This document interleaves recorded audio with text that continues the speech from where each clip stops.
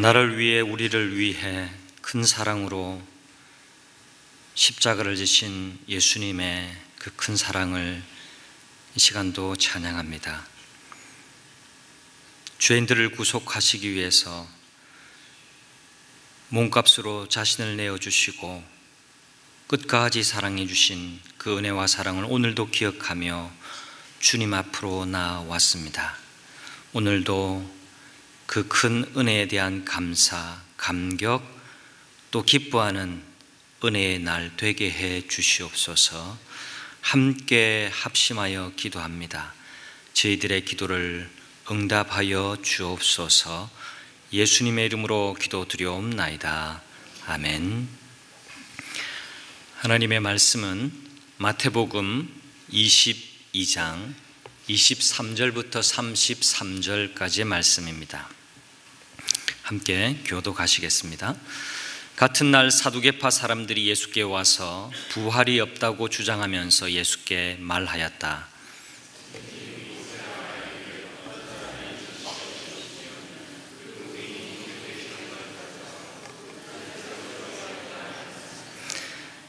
그런데 우리 이웃에 7 형제가 있었습니다. 마지가 장가를 들었다가 자식이 없이 죽음으로 아내를 그의 동생에게 남겨놓았습니다.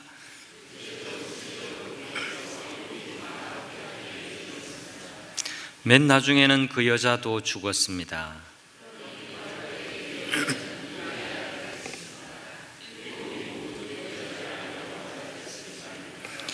예수께서 그들에게 대답하셨다. 너희는 성경도 모르고 하나님의 능력도 모르기 때문에 잘못 생각하고 있다.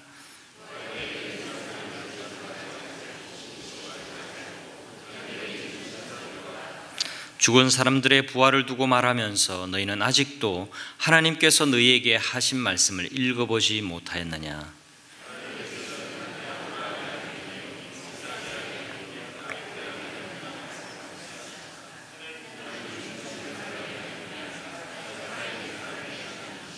함께합니다. 무리는 이 말씀을 듣고 예수의 가르침에 놀랐다. 정치나 중요한 사회적인 이슈를 다루는 TV 토론이나 특히 대선 토론을 보는 경우가 있습니다. 많은 경우 상대방을 어떻게 하면 곤경에 빠뜨릴까 하는 이 관점에서 토론이 진행되는 경우가 참 많습니다. 그러다 보니까 건전한 정책 토론이 이루어지기보다 누가 더 상대방에게 이 토론장을 통해서 또 던지는 질문을 통해서 흠집을 많이 내는가, 이런 식으로 토론 방향이 흘러가는 경우가 참 많다라고 그렇게 생각이 듭니다. 새 시대를 열기 위해서 예수님께서 유대 땅에 오셨습니다. 예수님도 시대의 아들로 오셨기 때문에 그 당대의 사람들과 많이 부딪히셨습니다. 하나님의 뜻을 전하는 예수님을 향한 기존 체제, 기득권 세력의 공격은 참 집요했습니다. 어제 본문도 또 오늘 본문도 또 내일 본문도 이런 기존 체제와 예수님의 가르침이 부딪히게 되는 그런 기록을 우리에게 소개해 주고 있습니다.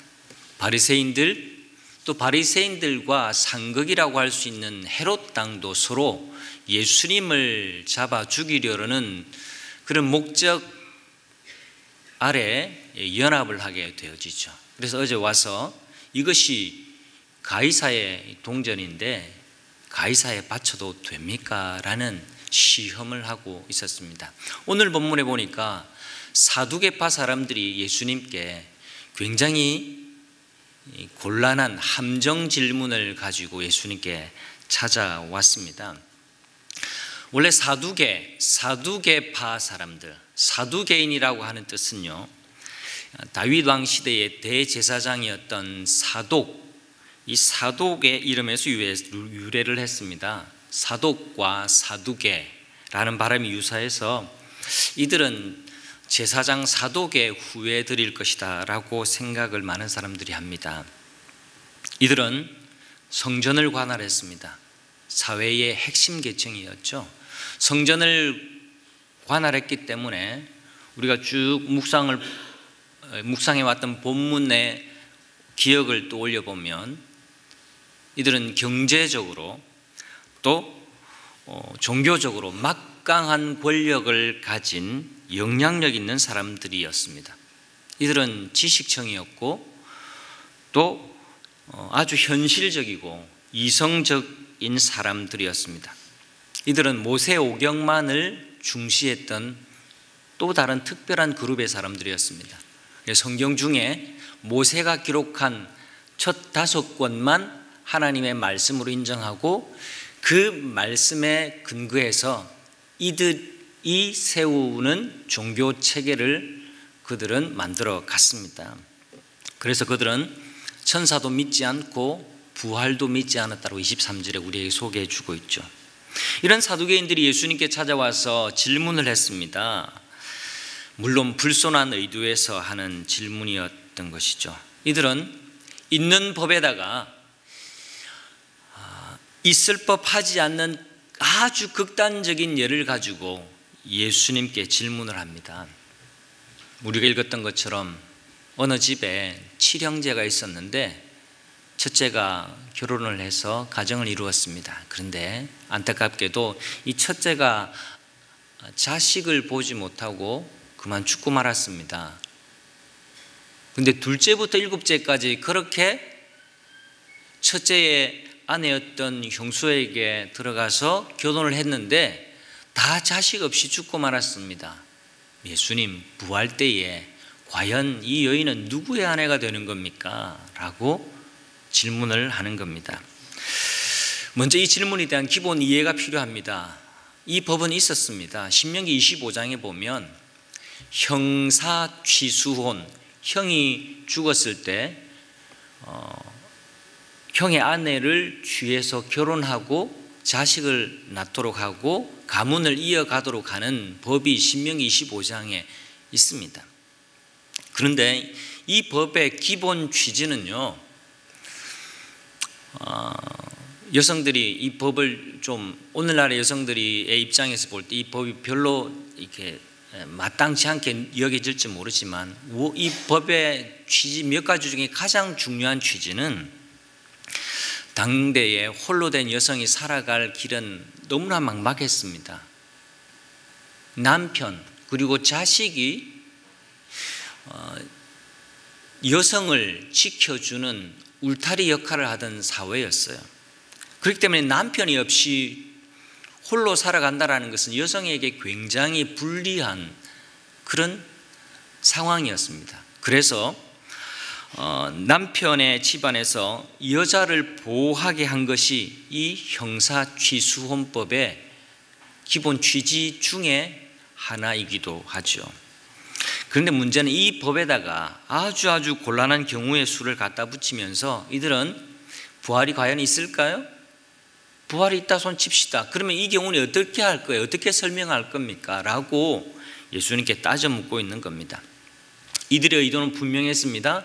예수님께서 신명기 법을 부인하실 수 없는 게 분명할 것이고, 그렇다고 누구의 아내가 된다라고 말하면 그건 납득하기 어려운 상황이 될 것이기 때문에 예수님께 아주 곤란한 경우를 만들어 주기 위해서 그들은 질문했던 겁니다. 아주 잘 짜여진 함정 질문이라고 생각하고 그들은 속으로 생각을 하고 찾아왔을 겁니다. 그런데 예수님의 이 대답을 앞둔 지적이 굉장히 의외입니다. 여러분 29절을 한번 보실까요? 그들에게 먼저 이렇게 말씀해 줍니다. 너희가 성경을 모른다. 하나님의 능력도 모른다. 성경을 모른다. 하나님의 능력도 모른다. 그래서 너희가 잘못 알고 있다. 그렇게 말씀을 합니다. 여러분 생각해 보세요. 저와 여러분이 사두개인이라고 생각해 보세요.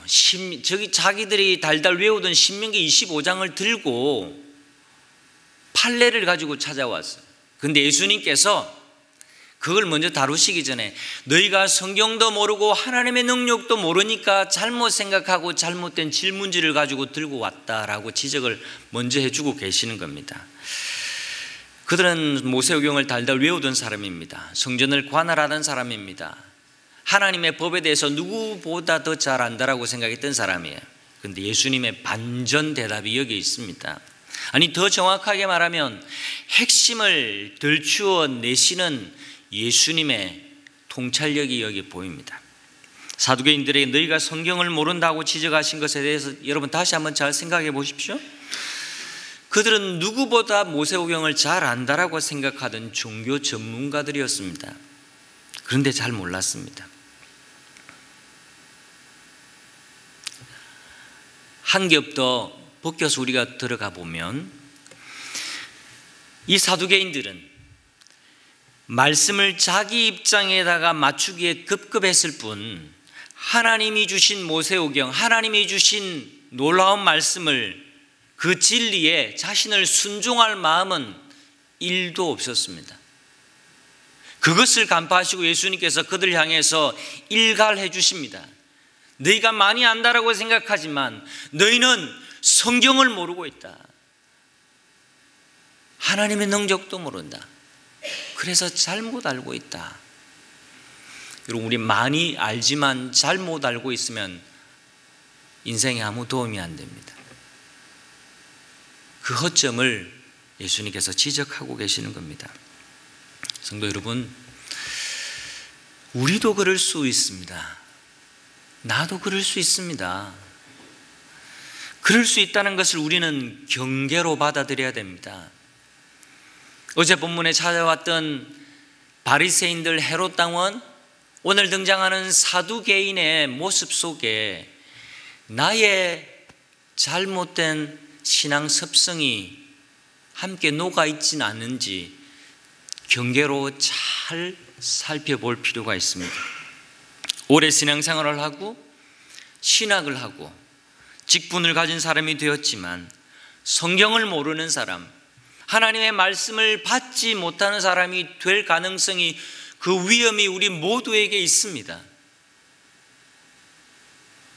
말씀이 설교로 풀어지는 이 현장에 우리가 나와 앉아 있을 수 있지만 좋은 교회를 다닌다라는 만족한 마음에 내가 신앙생활을 잘하고 있을 것이라고 스스로 함정에 빠져 있을 수 있다는 말입니다.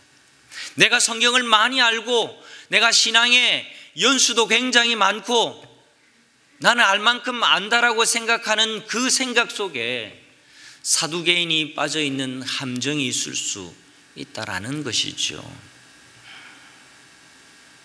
성경을 많이 알지만 진짜 성경을 모르고 하나님의 능력도 모르고 그래서 잘못 아는 사람이 될 수 있다라는 겁니다. 여러분, 신앙생활이 뭘까요? 신앙생활은 내가 믿고 싶은 바를 믿는 것이 아닙니다. 행여 사두개인의 기질이 나를 올가매지 못하게 해야만 합니다.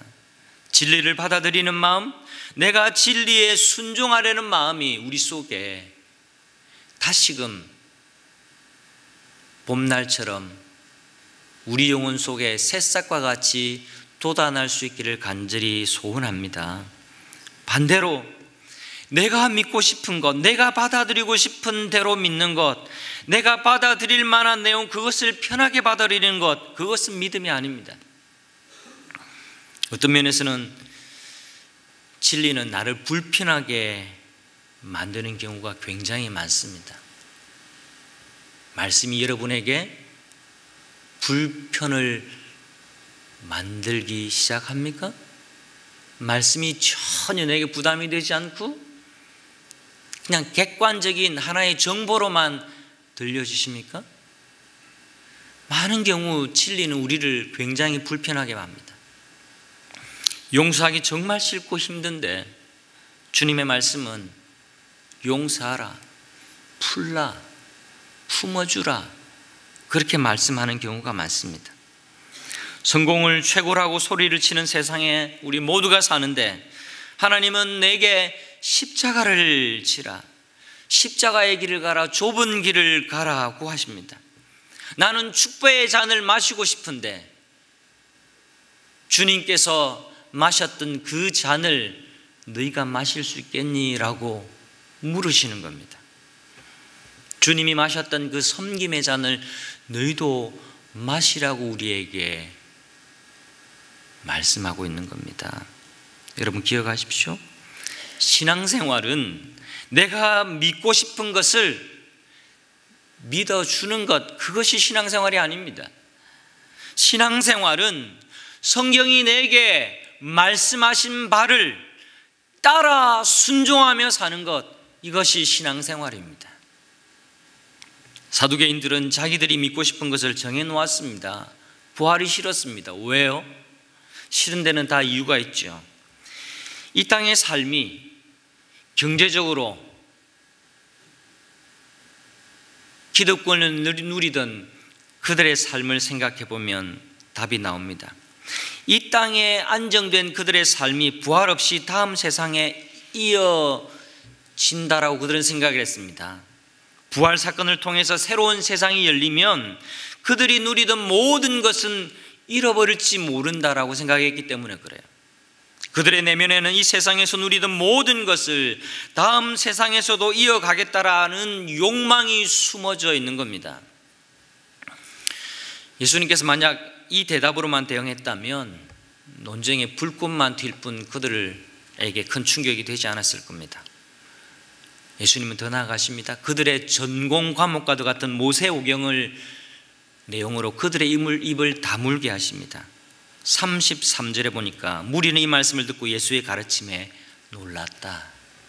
정말 놀랍게 성경을 해석하고 놀랍게 성경의 핵심을 가르쳐 주시는 예수님을 만나게 된 겁니다. 예수님 또한 모세오경을 예로 드십니다. 그래, 너희들의 종교의 근거를 두는 신명기를 가지고 나왔니? 나도 모세 이야기를 한번 들고 얘기해 볼게 하고 출애굽기 3장 6절 말씀을 들고 그들을 설명해 주십니다. 그게 뭡니까? 모세에게 하나님께서 나타나셨습니다. 떨기나무 불꽃 아래 나타나셔서 이렇게 당신을 계시해 주셨습니다.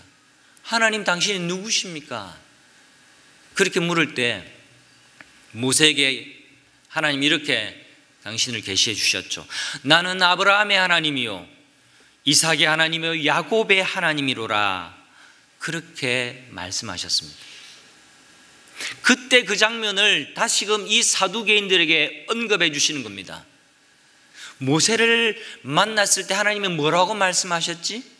나는 아브라함의 하나님이요 이삭의 하나님이요 야곱의 하나님이다 라고 하나님 말씀하셨지 않느냐. 여러분 생각해 보세요. 모세보다 500년이나 더 오래전의 사람들을 이름을 하나님은 언급해 내시면서 그들이 지상에서 죽고 없어지고 사라진 존재이지만 하나님은 당신을 소개하기를 살아있는 과로입니다. 이건 너희들이 죽었다라고 생각하지만 살아있는 아브라함, 이삭, 야곱의 하나님이다라고 지금 설명해 주었다라는 겁니다. 하나님은 죽은 사람의 하나님이 아니라 살아있는 사람의 하나님이다. 출애굽기 3장 6절을 신약적인 주석으로 예수님의 명확한 해석의 관점으로 이렇게 풀이해 주십니다. 하나님은 죽고 없어진 사람들의 하나님이 아니라 살아있는 사람들의 하나님이다. 무슨 말입니까? 하나님은 살아계신 하나님이다. 부활을 만드시고 부활한 사람들도 다스리시는 하나님이시다라는 말씀입니다. 무슨 의미입니까?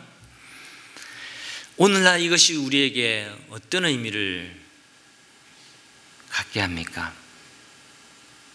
부활하신 예수님의 능력과 은혜를 날마다 누리며 살라라는 말씀입니다. 여러분 하루하루가 힘드시죠? 피곤하고 지치고 힘들어도 우리 삶이 여기 눈에 보이는 것들이 전부가 아니라는 것을 오늘도 잊지 말고 살라고 하시는 우리 하나님의 격려의 메시지입니다. 다시금 오늘 핵심의 말씀을 우리 마음속에 담읍시다. 우리가 믿는 하나님은 죽은 자의 하나님이 아니라 살아있는 사람의 하나님이십니다. 할렐루야. 살아있는 저와 여러분의 하나님이시요, 그 부활의 능력과 은혜가 2000년 전에 있었던 과거의 사건이 아니라 고난주간 이 한 주간 경건을 다해서 한 주간 마음을 다해서 특세에 나온 우리의 마음 가운데 마치 이슬이 내리는 것처럼 정말 현실적이고 정말 실제적이며 정말 내 삶에 연관이 있는 놀라운 하나님의 능력이 된다라고 우리가 믿고 고백하는 겁니다. 오늘도 부활의 능력으로, 부활의 그 은혜로 살아가는 저와 여러분 되시기를 간절히 바랍니다. 우리는 생명 없는 곳에서 부활을 약속받은 사람들입니다. 우리가 보통의 사람들이 아니에요. 우리가 보통의 일반적인 정보를 믿고 사는 사람들이 아닙니다. 우리는 혁명적인 진리를 믿고 사는 사람입니다. 이 세상은 생명력 없는 것들을 붙들고 삽니다. 그런데 우리는 그 속에서 생명을 발견하고 생명에 눈뜨고 그 속에서 생명을 전하는 사람으로 오늘도 살아갈 것입니다. 살아가라고 우리에게 격려해 주십니다. 오늘도 어쩔 수 없이 살아가듯 살아가지 말고 부활의 소망을 간직한 사람으로 이 생명력 없는 이 동토와 같은 이 죽은 땅과 같은 세상에서 생명력 있게 살라고 부활의 증인된 우리에게 우리 하나님은 오늘도 말씀하고 계십니다. 미세먼지가 요 며칠 너무너무 극성을 부리는 것 같습니다. 미세먼지 자욱한 하늘처럼 세상은 그런 것 같습니다. 생명력이 없습니다. 그러나 그 속에서 우리는 부활을 믿는 자요, 살아있는 사람들의 하나님을 믿는 사람들입니다. 물리학자요 수학자로 알려진 파스칼의 이야기를 하고 마치겠습니다. 파스칼의 황새 너무나 유명해서 여러분 다 기억을 알고 계실 겁니다. 파스칼이 1654년 11월 23일 큰 사건을 경험합니다. 자신이 탄 마차가 다리에서 추락하는 바람에 강에 빠져서 거의 죽을 뻔한 사건을 파스칼은 경험을 하게 됩니다. 누구나 다 그런 것처럼 죽을 뻔한 사선을 넘는 경험을 하게 되면 이전에 생각하지 못했던 많은 것들을 생각하게 되죠. 그 경험 이후에 파스칼은 하나님 앞에 또 색다른 영적인 경험을 하게 됩니다. 그래서 계속 묵상하다가 15일 이후에 하나님을 강하게 만나고 나서 그는 자신의 감정을 글로 짧은 황새로 남겼습니다. 그 부분을 제가 좀 읽어드리고 싶습니다.